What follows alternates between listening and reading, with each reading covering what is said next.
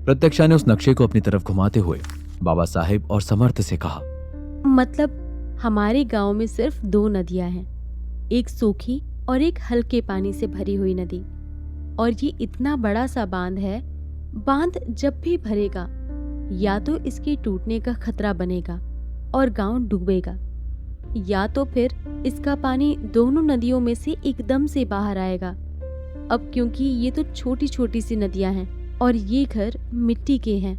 थोड़ी देर सोचने के बाद प्रत्यक्षा ने कहा, बाबा, मिट्टी के घरों पर पानी का असर पड़ेगा ही, इसलिए इन दोनों नदियों को हम मोड़कर गांव के सूखे इलाके से अगर निकालें तो वहां पर गांव के घर डूबने से बच जाएंगे। अगर नुकसान होना ही है तो सूखी जमीन को पानी डुबाएगा, लेकिन घर और लोग सुरक्षित रहेंगे।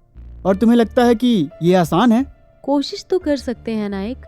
लेकिन बहुरिया, सूखी जमीन तक तो ठीक है, पर आसपास खेत हैं।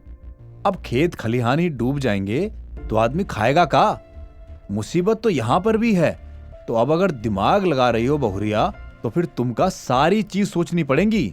तुमका क्या लगता है, नदी मोड़ना इतना आसान है का? और चलो उसको मोड़ भी दिया तो लेकर जाएंगे कहाँ? ये दोनों नदियां इतना पानी भर लेती हैं अपने आप में कि गांव के अंदर पानी घुसता ही है। मुझे थोड़ा समय दीजिए, मैं बस यूं गई और यूं आई। प्रत्यक्षा भागती हुई रसोई में गई और फिर वहां से एक नौकर के हाथों में थोड़ा सा सामान बाहर लेकर वापस से बाबा साहेब के पास खड़ी हो गई। बाबा साहेब, समर्थ और कार्तिक तीनों ही आपस में एक दूसरे को देखते हुए हैरान थे। इस पर प्रत्यक्षा ने अपने हाथ में चाय की केतली को पकड़ा और फिर उसके नीचे 3 अलग अलग कटोरियों को रखकर पास खड़े नौकर से कहने लगी, अब आपके हाथ में जो मटका है उससे इस केतली में पानी डालिए और रुकिएगा मत। उस नौकर के हाथ में पानी का मटका था। वो प्रत्यक्षा की बात को मानते हुए प्रत्यक्षा के हाथ में पड़ी हुई केतली में पानी डालने लगा। केतली में पानी जाते ही केतली के मुंह से पानी निकलकर उस कटोरी में गिरने लगा। इस पर समर्थ ने उस नौकर को रोकते हुए कहा, बहू, आखिर तुम करना क्या चाहती हो? बड़े भैया, अब ये पानी का मटका आपका बांध हो गया, पानी इसमें से बाहर आया। ये केतली जो कि आपकी नदी है, इसमें पानी भरा, नदी से पानी अलग अलग कटोरी में जा रहा है, पर क्योंकि नदी का सिर्फ यही मुंह है तो ये पानी गांव में भर रहा है। पानी भरने पर रास्ता न मिले तो बांध से भी बाहर आएगा पानी। अगर इस नदी से भी पानी बाहर ही आएगा, लेकिन अगर इस केतली में मैं 2 अलग अलग और छेद कर दूं, तो क्या ये केतली इतनी जल्दी जल्दी भरेगी? तो इसका मतलब तुम ये कह रही हो कि बांध से हमें कुछ नई नदियां निकालनी चाहिए जो गांव के सूखे इलाकों में जाकर उन्हें भरेंगे और हमारा गांव डूबने से बच जाएगा। प्रत्यक्षा की बात वहां मौजूद सभी लोग समझ गए थे। इस पर प्रत्यक्षा ने कार्तिक को ताना मारते हुए समर्थ को कहा, कितने समझदार हैं आप बड़े भैया। मेरे थोड़े से समझाने पर आप पूरी बात को चुटकियों में समझ गए। लेकिन कुछ लोग हैं ऐसे मोटी बुद्धि के कि समझ ही नहीं आता उन्हें कुछ, बस ताने देते रहते हैं कि वो मुझसे बड़े हैं। लेकिन बाबा, अगर हम उस बांध से एक और नई नदी निकाल दें तो बांध का पानी उन तीनों नदियों में एक बराबर का आ जाएगा और फिर शायद गांव नहीं डूबेगा और खेत खलिहान भी बच जाएंगे। हर बार की मुसीबत भी खत्म हो जाएगी। प्रत्यक्षा का तरीका ज्यादा नया नहीं था, लेकिन गांव को बचाने के लिए काफी था। इस पर बाबा साहेब बड़े फक्र से प्रत्यक्षा के सिर पर हाथ रखकर उससे कहने लगे, अरे वाह, तुम तो इतनी समझदार हो, हमका तो पता ही नहीं था कि हमारी बहुरिया के पास अच्छे अच्छे सुझाव हैं गांव को सुधारने के। ये सब आसान नहीं है, लेकिन इस सुझाव को अपनाने में कोई समस्या भी नहीं है। लेकिन बहुरिया, तुमका ये सब सूझा कहीं से? वो बाबा, मैं शहर में पढ़ाई कर रही थी। इंजीनियर्स को बताया जाता है कि किस तरह से इन मुसीबतों का सामना करना है। मैं शहर में इंजीनियरिंग कर रही थी, मेरा पहला साल ही था। तो आप इस पर काम करेंगे ना बाबा?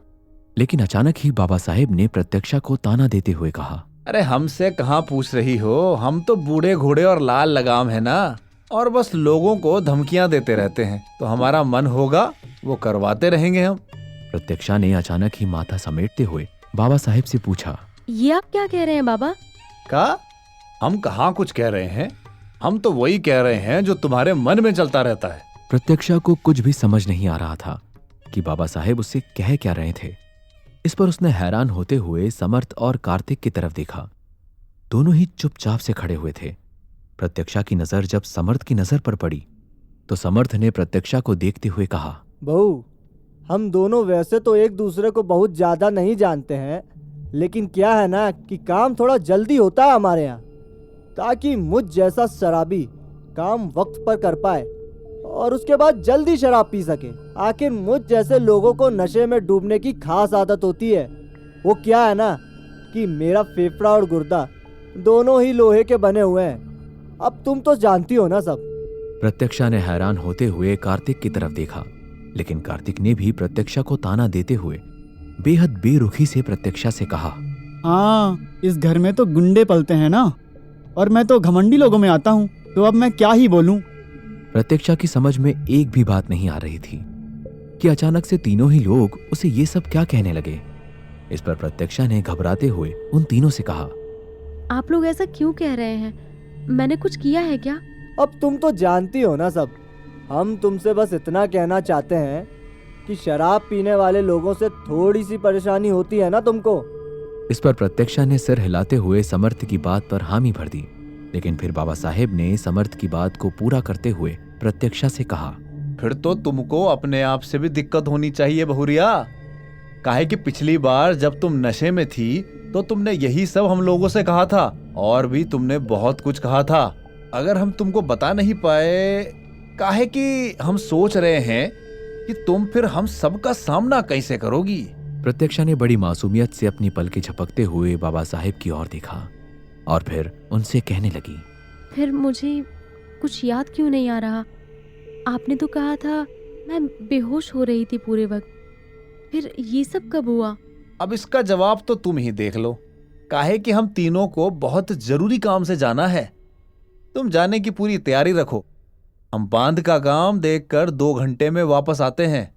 प्रत्यक्षा धीमे कदमों से कुछ सोचते हुए अपने कमरे की ओर बढ़ने लगी, लेकिन उसे कुछ भी याद नहीं आ रहा था। प्रत्यक्षा ने सोचने की बहुत कोशिश की कि उस रात क्या हुआ था। प्रत्यक्षा जब अपने कमरे में पहुंची तो उसने कमरे में रुद्र को अपना सामान तैयार करते हुए देखा। इस पर प्रत्यक्षा ने रुद्र से पूछा, तुम ये क्या कर रहे हो? कल हमें पूजा के लिए जाना है ना, वहां पर 2 दिन रुकना होगा क्योंकि वो ठंडा इलाका है। वो इसीलिए कुछ गर्म कपड़े निकाल कर रख रहा था। लेकिन मेरे पास कोई गर्म कपड़े तो है ही नहीं, पर मैं देख लूंगी कि क्या करना है। प्रत्यक्षा के उतरे हुए चेहरे को देखकर रुद्र ने कहा, तुम्हारे लिए भी मैंने गर्म कपड़े निकाल रखे, पर तुम्हारा मुंह क्यों उतरा हुआ है? कुछ नहीं। क्या करोगे जान के तुम? सिर्फ इतना करूंगा कि तुम्हारे सवालों के जवाब दे दूंगा। बताओ क्या हुआ? किसी बात से तुम्हें परेशानी है? बाबा के पास गई थी ना तुम? नीचे ज्ञान की बारिश भी कर आई हो, तो क्या कुछ और बात भी हुई उनसे? पता नहीं, मैं तो बस उन्हें बांध बनाने का नया तरीका बता रही थी। फिर उन्होंने कहा कि शराब के नशे में मैंने बहुत कुछ बोला और उनसे मैं कुछ पूछ ही नहीं पाई। फिर कुछ बाबा ने कहा कि वो बताएंगे तो मुझे शर्मिंदगी होगी, पर मैं और किससे पूछूं? क्योंकि जिस दिन मैं नशे में थी उस दिन तो तुम भी नशे में ही थे, है ना? तुम्हें भी तो कुछ याद नहीं है। रुद्र प्रत्यक्षा के पास गया और फिर उसे बेड पर बैठाते हुए खुद भी उसके पास बैठ गया। रुद्र ने अपने हाथों को आगे बढ़ाते हुए प्रत्यक्षा की आंखों पर अपने हाथ को रखा और फिर प्रत्यक्षा से कहने लगा, अब याद करने की कोशिश करो कि उस दिन क्या क्या हुआ था। जहां एक तरफ प्रत्यक्षा अपनी सोच में उलझी हुई थी और रुद्र प्रत्यक्षा के पास बैठा हुआ था, वहीं दूसरी तरफ कोई था जिसकी नजर प्रत्यक्षा पर जमी हुई थी और उसे भी बेहद इंतजार था कि प्रत्यक्षा कब महल के बाहर निकलेगी।